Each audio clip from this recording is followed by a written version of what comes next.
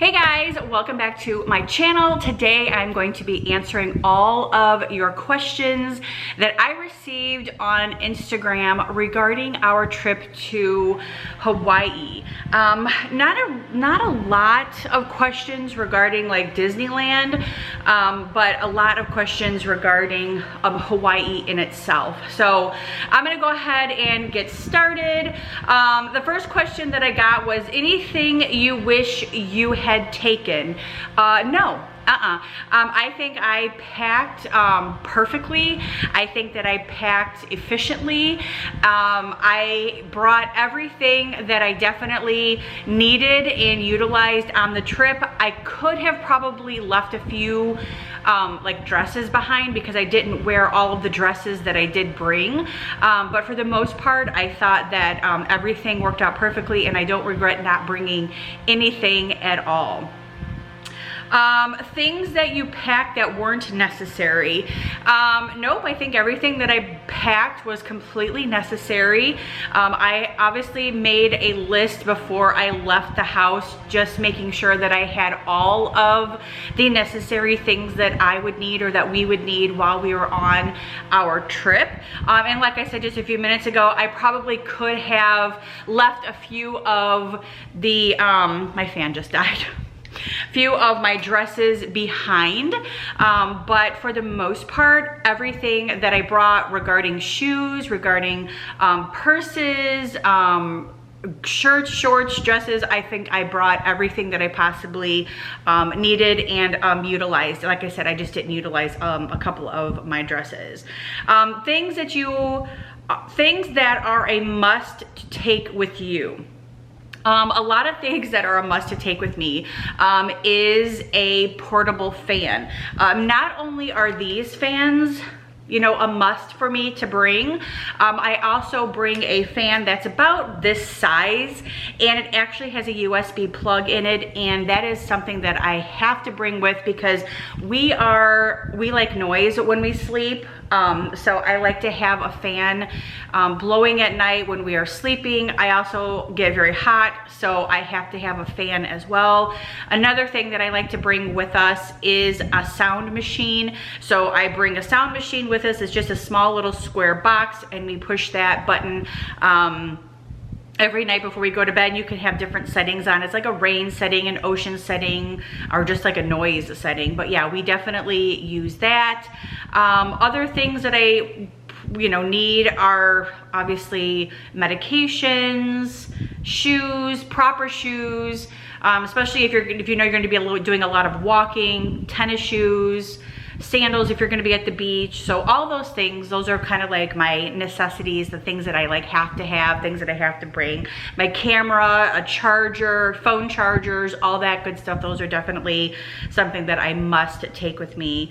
Rough cost, they are going in July as a family of 4. Well, I will tell you, as a couple of 2, the trip alone cost us about $11,000.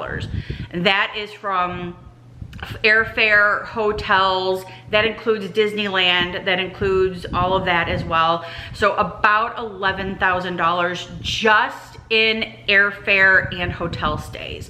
That did not, well, that also included rental car. So that included rental car, but we did not get a rental car when we were in California. We Ubered, and around Uber, I think it was like 60 bucks, I think, to Uber from LAX to Disneyland and Disneyland back to LAX. So they kind of just fluctuated a little bit. But then our rental car in Hawaii was $1,000 for the entire week. The rental car for the day in Maui was about $100. That expense also includes our flight over to Maui. So about $11,000 just for the 2 of us, as far as like hotel stay, flying, so airfare and rental car. That does not include souvenirs, food, and just whatnots throughout the day, snacks, drinks, that type of thing. So I will say we brought about $3,500 with us and we kind of came back home with about $300. So if that explains, that says anything, there you have it. So it's definitely a very expensive trip. Hawaii is actually a very expensive place to be. Things there are about double as they are here in, like, say, Alabama. So just be prepared to spend a lot of money and know that it's very expensive. That, you know what, the cost of that that did not include, like, our tickets to our tickets to Pearl Harbor. That didn't include all that either. So those were like little extras. Is it as expensive as I have heard? Yes, it is very expensive. What was your favorite part of your trip, if you can pick just one? I do have like a couple of like favorite things that I will take away from the trip to Hawaii. Let's go back to Disneyland. So for Disneyland, my best part of the trip was obviously going to Club 33. I absolutely loved Club 33. I loved everything about being able to go to Club 33. The guy that invited us, the guy that hosted us, took us, he is the owner of the membership that he has there. And he took great pride in inviting us and sharing that experience with us. He had a lot of good stories to tell.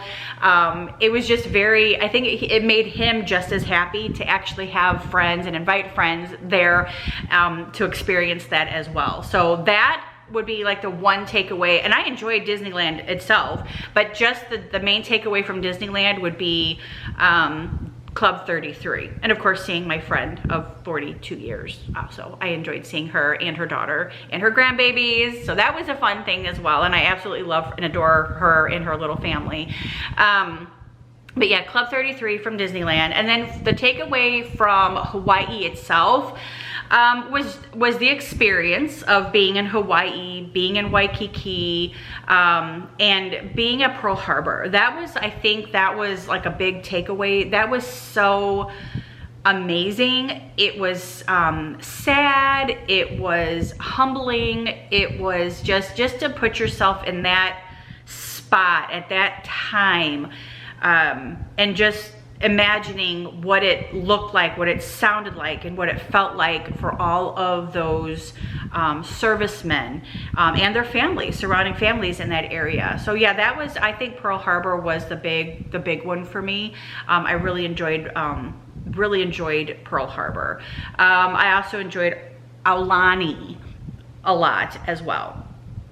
How was the time difference? Okay, so the time difference from Alabama to Hawaii is 5-hour difference. So if it is 10:30 here, it is 5:30 in the morning there. So that was a huge like time change for us. That's why we had flown to California first and kind of just stayed there for the 3 nights just to kind of get acclimated to that time change, because that's 2 hours behind us, and then they're 3 hours, Hawaii's 3 hours behind them. So, but the flight back, like I said, this past week, we've been waking up later than normal, and it's because we're still trying to catch up on that sleep. I think Friday morning we actually woke up at a normal time. It was like Thursday or Friday morning that we woke up at like a normal time of like 6 o'clock. And it's funny because Brian like starts work at 7 and he's like, oh my God, I'm gonna be late. I'm like, dude, your office is like right there. You're not gonna be late. But anyway, nonetheless. But yeah, just the time change. It's a huge time change, and it definitely takes a toll on you.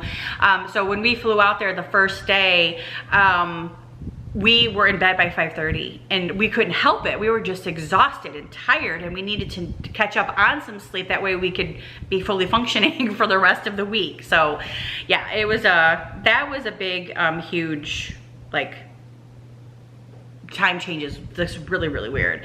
Okay, somebody says, is it Luani or Alani? It's spelled like Alani, but you always say Luani. I've been saying Alani, or I've been trying to say Alani because I knew like the A is like a little bit like silent but not silent, so it's Alani. So that's how I say it. I don't know. I'm just saying it Alani. That's how it sounds to me. So resort and hotel deets. Okay. So the hotel we stayed at in Waikiki was the Hilton Waikiki Villages Resort. And that is a very nice resort. They had big pools, they had a huge lagoon, they have several different properties. I think 8 different buildings, don't quote me on that, but I think there are like 8 different buildings for that huge village. We actually stayed in the Rainbow Tower, which overlooked the lagoon, which you guys saw quite a few times in my vlogs. You have access to all of the lagoons, the pools, the beach area. They have a beach area there. You can walk along the beachfront area from back and forth to each resort. In the villages as well, they have shopping right outside. So like as soon as we come down the elevator and we can turn left, we kind of go through the lobby there. That takes you to like the big like entrance where people drop off their bags, you drop off your car, all that stuff. And then right after that is the huge villages. There's shopping, there's restaurants, Louis Vuitton store was there, the Christmas store was there, the ABC store was there, and food and restaurants. So shoe stores galore, they have it. It's all right there. So you really don't have to leave the resort to go get food or go shopping or do anything like that. Everything is right there. So that was really, really nice. So I did enjoy that. Aulani Resort obviously is just a notch above luxury. You know what I mean? It's just really, really nice, or a notch. It's just luxury. I don't even know if I should say a notch above luxury. It's just so nice. And of course, because it's a Disney resort, it's going to be top notch.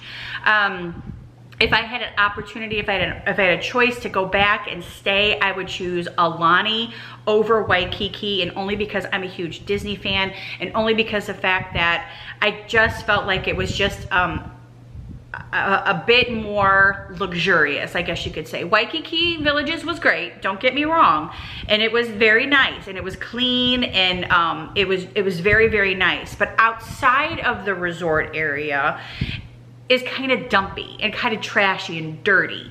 So I was just kind of like, eh. But when you go over to the Aulani side, that whole entire area surrounding Aulani is just luxurious. Beautiful palm trees, no graffiti, no trash. Lawns are immaculate, beautiful trees, beautiful fresh vegetation, just everything is really nice. The housing is nice over there in that area, where over in the Waikiki, Honolulu area, it's all not so great. And literally our driver that took us over to Pearl Harbor literally pointed out places that you don't want to go. You don't want to, which that's gonna be in any city. You know, that we even have places here in Huntsville that you don't want to go. But not as horrible as like Waikiki or Chicago or anything like that. But anyway, but yeah, both resorts were nice. If I had a choice again, I would stay at Aulani, but the Four Seasons was right next to Aulani, and Four Seasons is immaculate as well. Absolutely gorgeous property. So even the Four Seasons would be very, very nice. Where to stay? Well, those are the only places that I know to stay. I'm sure there's other places to stay there in Waikiki and all that good stuff, but I personally would recommend, if you're a huge Disney fan, stay at Aulani. If you want all of the things that are right downtown in Waikiki, the Honolulu area, definitely stay at the Waikiki Villages, because it's just an Uber ride down the street. I think it's not even 2 miles down the street, where you can do the shopping and the malls and all that good stuff. And that's a safe area as well. So that's where all the shopping and big stores and stuff would be. But out in Aulani area, there's not that much going on over there. So I would personally stay at the Waikiki Villages if that's something that you're looking for, where you're looking for the touristy area, the bigger stores, the bigger shopping, all that stuff, stay out there. Good starting price point. That I don't really know. You just kind of have to get on their website and look, because when I book a trip, especially something like Hawaii, I was going above and beyond and doing the best of the best, especially staying at the Disneyland Resort, especially staying at the Disney Aulani Resort. So there was no like, although we were being careful, we also were just like, let's just do it. We're just gonna do it. So I don't even remember how much it was a night to stay at. I think it was like $1,900 for us to stay for the 4 nights, or $2,000 something for the 4 nights. I'd have to look. Let me see if I can find the price. Let me see if I can go back and find, let's see. And I'm gonna give you an exact, so there's the Hilton. Let's see. Okay, so for the Hilton, it was $1,596.67 for the 4 nights that we were there. And then for Alani Resort, it was $1,920. I take that back. Total was $2,880.66. So $2,880.66, and there's, you can see it right there. And then that was with that was including tax, and then the payment, the down payment that I gave the day that I booked it was like $960. So when we were there, we owed $1,920.44. So that's kind of like a rough estimate, I guess, if that helps. But as far as price point goes, it's expensive. Be prepared to pay expensive prices, expensive hotel, etc., etc., etc., because it is expensive. Okay, let's see. Anything you wish you had to, oh, so we already did this. I already did that one. Okay, let me go to this one. And, oh yeah, I think I answered all of those questions because that was it. I took screenshots of all of them. So yeah, I hope that that answers your questions. Now I just kind of want to just briefly go over experiences and my thoughts about it, which I kind of did in this one. I kind of said if I had an opportunity, I'd stay at Alani. Waikiki Beach Resort was great, like I said. We walked over to our restaurant, which was where did we eat? Oh, Waikiki Brewing. That was really good. I will say the food there in Hawaii itself, I didn't have a lot of great meals at all while we were there. My favorite meal that we had while we were over in the Waikiki, staying at the Waikiki Villages area, is when we took an Uber over to Duke's, which is in that shopping plaza area. And we ate at Duke's, and I had the fish, and it was amazing. So, and then when we got over to Alani, my favorite meal over in Alani was my my French dip. And because they had gluten-free bread, I was like, this is amazing. And Duke's actually was able to do their gluten-free actually for me as well. So that was really, really good. But overall, we had a really good time. I was so happy to experience everything that we experienced.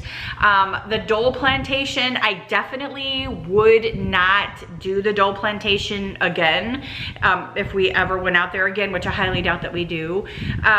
It was not worth it for the price. I think it was like $19, $18.75 per person, and you get to tool around their little garden, and you get to go on a train ride.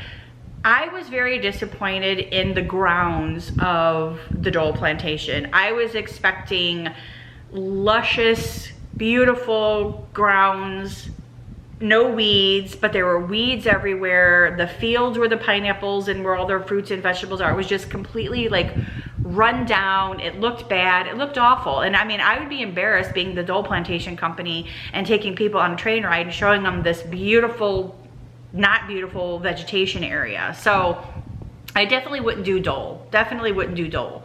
I definitely would do Pearl Harbor. So make sure that if you guys go out there, do Pearl Harbor, that's for sure. And make sure that you book in advance, because if not, you'll be standing in a standby line to go out to the USS Arizona. And on busy days, you may not be able to get out to the USS Arizona. So definitely purchase those tickets in advance. And I think that's gonna be it for my Hawaii recap. Like I said, we had a good time. We were happy that we experienced it. We were able to check it off of our list, but it is time to move on now, and we are excited to travel abroad. So I'm hoping that at the end of this year, maybe this fall, we're gonna be making our first trip abroad, and we definitely know that next year we are gonna be making our trip to Germany. But I hope that you guys enjoyed this video, and I hope that I answered enough enough of your questions. And I thank you guys so much for hanging out with me in Hawaii. I was so excited to share all of the stuff that we did with you guys. So thank you guys so much, and I will see you guys in my next one. Bye.